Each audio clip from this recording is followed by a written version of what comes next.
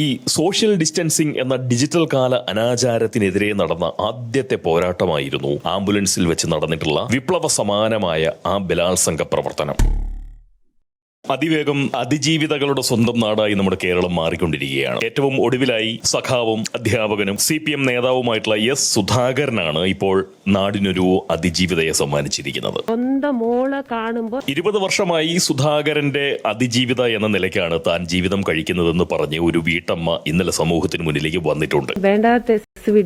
ഈ വിവാഹം എന്ന് പറയുന്ന നിരസിക്കാൻ കഴിയാത്ത ഒരു മോഹനസുന്ദര വാഗ്ദാനം നൽകിയാണ് സഖാവ് സുധാകരൻ പീഡനം തുടങ്ങിയതെന്നാണ് അതിജീവിത പറഞ്ഞത്. എന്നാൽ പീഡനാനന്തരം കല്യാണത്തിൽ നിന്നും സുധാകരൻ കാലുമാറിക്കളഞ്ഞു. വാഗ്ദാനം എന്നത് നൽകാനുള്ളതാണ്, പാലിക്കാനുള്ളതല്ല എന്ന അടിസ്ഥാന പൊതുപ്രവർത്തന പാഠം പഠിച്ചവനാണ് സുധാകരൻ സഖാവ് എന്ന കാര്യം മറന്നത് യുവതിയുടെ പിഴവ്. അതെന്തായാലും കല്യാണത്തിൽ നിന്നും കാലുമാറിയെങ്കിലും പീഡനത്തിൽ നിന്നും തന്റെ കോല് മാറ്റാൻ സുധാകരൻ സഖാവ് പക്ഷേ കൂട്ടാക്കിയേയില്ല. മറ്റൊരാളെ വിവാഹിച്ചതിന് ശേഷവും സുധാകരൻ സഖാവ് യുവതിക്കുമേലുള്ള പീഡന പ്രവർത്തനങ്ങൾ തുടർന്നുകൊണ്ടേയിരുന്നു. ഈ ബ്ലൂ ഫിലിമിലെ നായികർ നടത്തുന്ന മുന്തിയ സംഘടന രംഗങ്ങൾ അയച്ചു കൊടുക്കുക, എന്നിട്ട് അടുത്ത ബലാത്സംഗത്തിന് നിനക്ക് ഞാൻ ഈ മട്ടിൽ പീഡനം പകരും എന്ന് കിന്നര ഭീഷണി നടത്തുക, ഇതൊക്കെയായിരുന്നു സുധാകരൻ സഖാവിന്റെ നേരം പോക്കെന്നും അതിജീവിത സമൂഹത്തെ അറിയിച്ചിട്ടുണ്ട്. എന്ന് മാത്രവുമല്ല, സ്വന്തം മകളെ കാണുമ്പോൾ, അതായത് സുധാകരന്റെ മകളെ കാണുമ്പോൾ ആ സുധാകരന് അതിജീവിതയെ ഓർമ്മ വരുമെന്ന് പോലും സഖാവ് സുധാകരൻ പറഞ്ഞു എന്നാണ് ആ വീട്ടമ്മ പറയുന്നത്.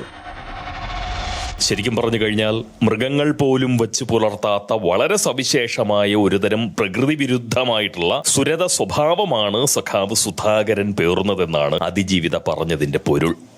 അല്ലെങ്കിൽ പോങ്ങൻ അങ്ങനെയാണ് മനസ്സിലാക്കിയത്. എന്തായാലും നിലവിൽ 2 പതിറ്റാണ്ട് കാലമായി സഖാവ് S. സുധാകരന്റെ അതിജീവിതയായി ആ വീട്ടമ്മ ജീവിതം കഴിക്കുകയാണ്. എന്നാൽ ഈ സുധാകരന്റെ ആ അതിജീവിതയ്ക്കോ ശരിയായ അംഗീകാരം നൽകാൻ നമ്മുടെ സർക്കാരിന് സാധിച്ചിട്ടില്ല എന്ന് പറയുന്ന ഒരു ആക്ഷേപം ഉയർത്താനാണ് പോങ്ങന്റെ ഈ സംസാരം. സർക്കാരിന്റെ ഭാഗത്തു നിന്നും സംഭവിച്ച ഗുരുതരമായിട്ടുള്ള ഈ വീഴ്ച ചൂണ്ടിക്കാണിക്കാൻ ഒരു പ്രതികരണ തൊഴിലാളി എന്ന നിലയിൽ എനിക്ക് വലിയ ബാധ്യതയുണ്ട്. അതെന്റെ കടമയാണ്, അല്ലെ? രാഹുലിനും അദ്ദേഹത്തിന്റെ അതിജീവിതകൾക്കും സർക്കാർ നൽകുന്ന ആദരവിനെ അംഗീകരിക്കുന്നുണ്ട്. അത് വേണ്ടതാണ്. കടൽ കടന്നു വന്ന ഓൺലൈൻ പരാതി ഇൻബോക്സിലെത്തിയ നിമിഷം പാതിരാവാണെന്ന് പോലും നോക്കാതെ കതകിൽ മുട്ടി രാഹുലിനെ ആദരിക്കാൻ പിടിച്ചത് പൊതുസമൂഹം കണ്ടതാണ്. വനിതാ പോലീസ് വരെ കൂട്ടത്തിലുണ്ടായിരുന്നു. അതിൽ കുഴപ്പമില്ല. തുറപ്പിക്കുന്നത് രാഹുലിന്റെ കിടപ്പുമുറിയാണല്ലോ, അല്ലെ? നേരം പാതിരാവും.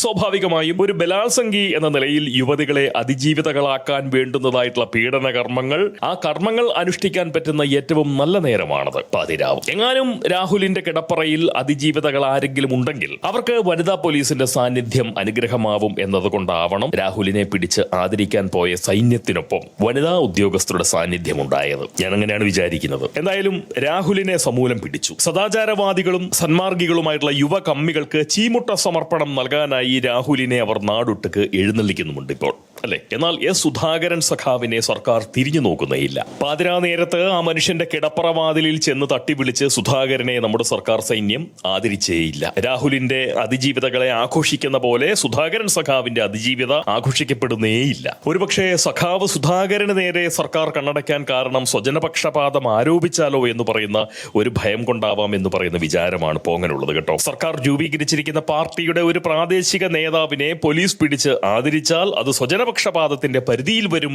എന്നതുകൊണ്ടാവാം നമ്മുടെ ഈ സുധാകരൻ സഖാവിനെ അവഗണിക്കുന്നത്. എങ്കിലും അത് തെറ്റാണ്. പതിയിൽ പക്ഷഭേദം പാടില്ല, അല്ലെ? അങ്ങനെ ചെയ്യരുത്. ഒരൊറ്റ അതിജീവിത മാത്രമേ ഉള്ളൂ എന്നതാണ് സുധാകരൻ സഖാവിന്റെ കുറവെങ്കിൽ MLA കൂടിയായിട്ടുള്ള സഖാവ് സുഖേഷിനെ എന്തിനവഗണിക്കുന്നു? സ്വന്തമായി 2ലേറെ അതിജീവിതകളുള്ള ഒരു പീഡന വിദ്വാനല്ലേ സഖാവ് സുഖേഷ്, അല്ലെ? രാഹുൽ വളരെയേറെ യുവാവാണ്, അവിവാഹിതനുമാണ്. അതുപോലെയല്ല അത്യാവശ്യം വാർദ്ധക്യവും അനാരോഗ്യവും ഒക്കെയുള്ള സുഖാക്കളുടെ കാര്യം. പോരാത്തതിന് അവർ കുഞ്ഞുകുട്ടി പരാധീനതകളുള്ളവരുമാണ്. സുഖേഷ് ആണെങ്കിൽ 2 തവണ വിവാഹിക്കുക പോലും ചെയ്തു. അതിനിടയിലും അതിജീവിതകളെ സംഭാവന ചെയ്യാൻ ആ മനുഷ്യൻ ലിംഗമെടുക്കാറുണ്ട് എന്നത് ഒരു ചെറിയ കാര്യമാണോ? അങ്ങനെ ഒരിക്കലും കരുതാൻ പാടില്ല. അവർക്കാവും പോലെ നാരീപക്ഷ കേരളത്തിന് അതിജീവിതകളെ സംഭാവന ചെയ്യാൻ അവർ ഇപ്പോഴും മനസ്സ് കാണിക്കുന്നുണ്ട് എന്ന് മനസ്സിലാക്കി രാഹുലിന് നൽകുന്ന ആദരവും അംഗീകാരവും ഒക്കെ അവർക്ക് കൂടി നൽകാൻ തീർച്ചയായിട്ടും സർക്കാർ തയ്യാറാവണം എന്ന് പറയുന്ന ഒരു അഭ്യർത്ഥന ആത്മാർത്ഥമായി പോങ്ങന് നിങ്ങളുടെ മുന്നിൽ വയ്ക്കാനുണ്ട്. അതുപോലെ ഈ ചീമുട്ട സമർപ്പണം നൽകാനായി രാഹുലിന് ചുറ്റും കൂടുന്ന ഘോര സദാചാരവാദികളും അതുപോലെ തന്നെ കൊടും സാംസ്കാരിക ബാധിതരുമായിട്ടുള്ള യുവ കമ്മികളോട് പോങ്ങൻ വളരെ ആത്മാർത്ഥമായ ഒരു കാര്യം പറയാം. ഏതാനും ചീമുട്ടകൾ നിങ്ങൾ തീർച്ചയായിട്ടും മാറ്റിവെക്കണം. എന്നിട്ടത് നിങ്ങളുടെ തന്നെ കൂട്ടത്തിൽപ്പെട്ട ഒരു ആംബുലൻസ് ഡ്രൈവർക്ക് ആ ചീമുട്ടകൾ അതത്രയും സമർപ്പിക്കണം. യാതൊരു അയിത്ത ബുദ്ധിയും കൂടാതെ ആ യുവ കമ്മി തന്റെ ആംബുലൻസിലിട്ട് ഒരു കോവിഡ് രോഗിണിയെ അതിജീവിതയാക്കിയിരുന്നു. സംഭവം കുറച്ചു കാലം മുൻപാണ്. കോവിഡുമായി ബന്ധപ്പെട്ട് സംഭവിച്ച ലോക്ക്ഡൌൺ കാലം. കോവിഡ് രോഗിണിയെ വീട്ടുകാർ ആംബുലൻസിൽ കയറ്റി ആശുപത്രിയിലേക്ക് അയച്ചു. വീട്ടിൽ നിന്ന് ആശുപത്രിയിൽ എത്തുമ്പോൾ അവൾ കോവിഡ് രോഗിണി മാത്രമായിരുന്നില്ല, ഒരു അതിജീവിത കൂടിയായിരുന്നു. യുവ കമ്മിയായിട്ടുള്ള ആ ആംബുലൻസ് ഡ്രൈവർ വളരെ അർപ്പിത ബുദ്ധിയോടുകൂടി നടത്തിയ ബലാത്സംഗ പ്രവർത്തനമാണ് അവളെ അതിജീവിതയാക്കിയത്. ഈ സോഷ്യൽ ഡിസ്റ്റൻസിംഗ് എന്ന ഡിജിറ്റൽ കാല അനാചാരത്തിനെതിരെ നടന്ന ആദ്യത്തെ പോരാട്ടമായിരുന്നു ആംബുലൻസിൽ വെച്ച് നടന്നിട്ടുള്ള വിപ്ലവ സമാനമായ ആ ബലാത്സംഗ പ്രവർത്തനം. കോവിഡ് രോഗികളെ അരികുവൽക്കരിക്കുക എന്ന് പറയുന്ന ഉന്നത്തോടെ സവർണബോധമുള്ള സമൂഹം കൊണ്ടുവന്ന അഭിനവ ഐത്തമായിരുന്നു സോഷ്യൽ ഡിസ്റ്റൻസിംഗ്. അതുകൊണ്ട് തന്നെ രണ്ടാം ഐത്തോച്ചാടനം എന്ന നിലയിൽ ആദരിക്കേണ്ടതായിട്ടുള്ള ഒരു സംഭവമായിരുന്നു ആംബുലൻസ് ഡ്രൈവറായിട്ടുള്ള യുവ കമ്മിയുടെ ആ ബലാത്സംഗ പോരാട്ടം എന്ന് പറയുന്ന ഒരു നിരീക്ഷണം പോകേണ്ടതായി ഇവിടെ ഇപ്പോൾ സംഭവിക്കുന്നുണ്ട്. രാഹുലിന്റെ അതിജീവിതയ്ക്ക് പിന്തുണ അർപ്പിക്കാനായി PR ഏജൻസി നൽകിയിട്ടുള്ള കപ്പിൽ ദാഹശമനം നടത്തിയ ബഹുമാനപ്പെട്ട മുഖ്യമന്ത്രിയുടെ ആ PR വചനം നൽകുന്ന ആശ്വാസം ചില്ലറയല്ല. Love you to the moon and back. PR agency പറഞ്ഞിട്ടായാൽ പോലും അത്രയും അപാരമായ സ്നേഹം അതിജീവിതകളോട് വെച്ച് പുലർത്തുന്നവനാണെന്ന് ആരോപണത്തിന് ഇരപ്പെടാൻ ബഹുമാനപ്പെട്ട മുഖ്യമന്ത്രി തയ്യാറായതിൽ വളരെ സന്തോഷം. എന്നാൽ ഒരു കാര്യം ബഹുമാനപ്പെട്ട മുഖ്യമന്ത്രിയുടെയും പ്രബുദ്ധ മലയാളികളുടെയും ശ്രദ്ധയിൽ കൊണ്ടുവരാൻ ഈ പോങ്ങൻ വളരെ ആത്മാർത്ഥമായി ആഗ്രഹിക്കുന്നുണ്ട്. അതായത് പ്രബുദ്ധ മലയാളികൾ ഏറ്റവും അധികം ആഘോഷിക്കുന്ന താരപ്രഭയുള്ള ഒരു അതിജീവിതയെ കേരളത്തിന് ലഭിക്കുന്നത് 2017 ഫെബ്രുവരി മാസം 17 അല്ലെ? 2017 മുതൽ 2025 വരെ, കൃത്യമായിട്ട് പറഞ്ഞാൽ 2025 ഒക്ടോബർ വരെ ഏതാണ്ട് 21,000 പ്രായപൂർത്തിയായ അതിജീവിതകളെ സമ്പാദിക്കാൻ കേരളത്തിന് സാധിച്ചു. 21,000. 33,000-ഓളം അതിജീവിതകൾ പ്രായപൂർത്തിയാവാത്തവരായി നമുക്കുണ്ട്. കേരളത്തിൽ രജിസ്റ്റർ ചെയ്യപ്പെട്ട പോക്സോ കേസുകളുടെ എണ്ണമാണ് പറഞ്ഞത്. സ്ത്രീധന പീഡനം, അതുപോലെ തന്നെ തല്ല്, ചവിട്ട്, തൊഴി, ഇടി, കുത്ത് മുതലായിട്ടുള്ള മർദ്ദന സമ്പ്രദായത്തോടെയുള്ള ഗാർഹിക പീഡനം, ഇവയുടെ പരിധിയിൽ അതിജീവിതകളായിട്ടുള്ള സ്ത്രീകളുടെ എണ്ണം 1,06,000-ഓളം വരും. അതായത് 2017 മുതൽ 2025 ഒക്ടോബർ മാസം വരെ പ്രബുദ്ധ കേരളം നേടിയിരിക്കുന്നത് ഏതാണ്ട് 1.5 ലക്ഷത്തിലധികം അതിജീവിതകളെയാണ്. എന്നാൽ നമ്മൾ പൾസർ സുനിയുടെയും രാഹുലിന്റെയും അതിജീവിതകളെ മാത്രമേ ആഘോഷിക്കുന്നുള്ളൂ എന്നതാണ് സങ്കടകരമായിട്ടുള്ള വസ്തുത. താരപ്പകിട്ടുള്ള പീഡക വിദ്വാൻമാരുടെ അതിജീവിതകളുടെ മാനത്തെ ഓർത്തും മാത്രം കേഴുന്ന സ്വഭാവം പ്രബുദ്ധ മലയാളികൾക്കും അതുപോലെ തന്നെ പരിഷ്കൃത കേരളത്തിനും ഒട്ടും നല്ലതല്ല. താരപരിവേഷമുള്ള പീഡകർ മാത്രം ആദരിക്കപ്പെടുന്നതും മര്യാദയല്ല. സഖാവ് സുധാകരനും സുഖേഷുമൊക്കെ ആദരാർഹർ തന്നെയാണല്ലേ? ഇത്രയും പറഞ്ഞ സ്ഥിതിക്ക് ഒരു വസ്തുത കൂടി പങ്കുവെച്ചുകൊണ്ട് പോകാൻ ഈ സംസാരം നിർത്താം. അതായത് രാഹുൽ എന്നത് മാപ്രകൾക്കുള്ള ഒരു തീറ്റ മാത്രമാണ്. ഈ പ്രത്യേക രാഷ്ട്രീയ സാമൂഹ്യ സാഹചര്യത്തിൽ രാഹുൽ എന്നത് മാപ്രകൾക്കുള്ള ഒരു തീറ്റ മാത്രമാണ്. ആ തീറ്റയുടെ അവക്ഷിപ്തമായിട്ടുള്ള വിസർജ്യം മാത്രമാണ് അവർ സമൂഹത്തിലേക്ക് പുറന്തള്ളുന്ന രാഹുൽ സംബന്ധിയായിട്ടുള്ള വാർത്തകൾ.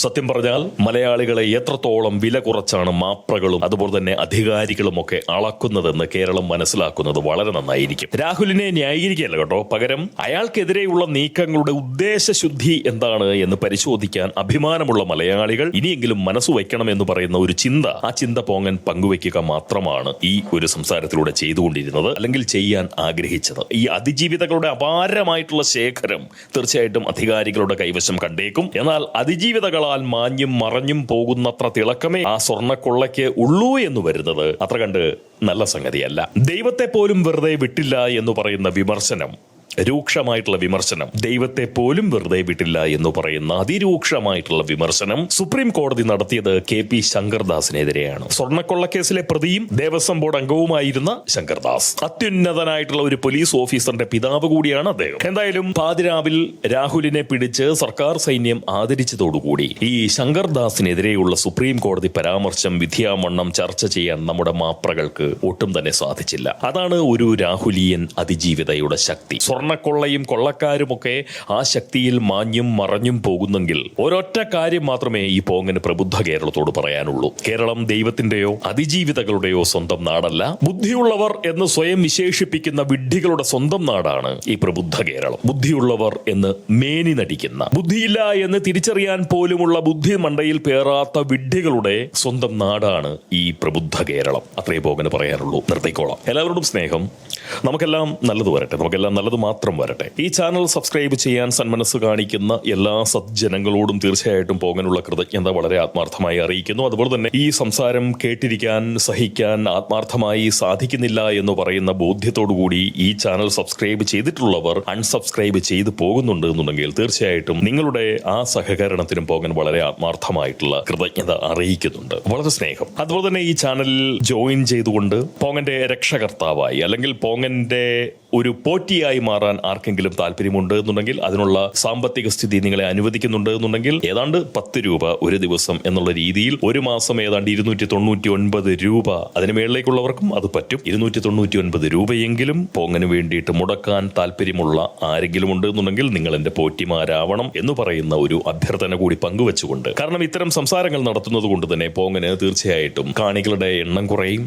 ഞാനൊരു സംഘടിത ശക്തിയുള്ള ഒരു സമൂഹത്തിൻ്റെയും ഭാഗമല്ലാത്തത് കൊണ്ട് തന്നെ എനിക്ക് നിലനിന്നു പോകണമെന്നുണ്ടെങ്കിൽ തൽപര കക്ഷികളായിട്ടുള്ള സഹപോങ്ങന്മാർ, സാമ്പത്തിക ശേഷിയുള്ള സഹപോങ്ങന്മാരുടെ സഹായ സഹകരണങ്ങൾ നിർബന്ധമായും വേണ്ടിവരും എന്നുള്ളത് കൊണ്ടാണ് ഞാനിങ്ങനെ ഒരു സൈബർ തെണ്ടിയായി മാറുന്നത്. എന്ന് മാത്രമല്ല, പ്രബുദ്ധ കേരളത്തിലെ പ്രഥമ പോങ്ങൻ മാത്രമല്ലല്ലോ, തീർച്ചയായിട്ടും ഡിജിറ്റൽ കേരളത്തിലെ സൈബർ തെണ്ടിയും പ്രഥമ സൈബർ തെണ്ടിയും ഈ പോങ്ങൻ തന്നെയാണ്.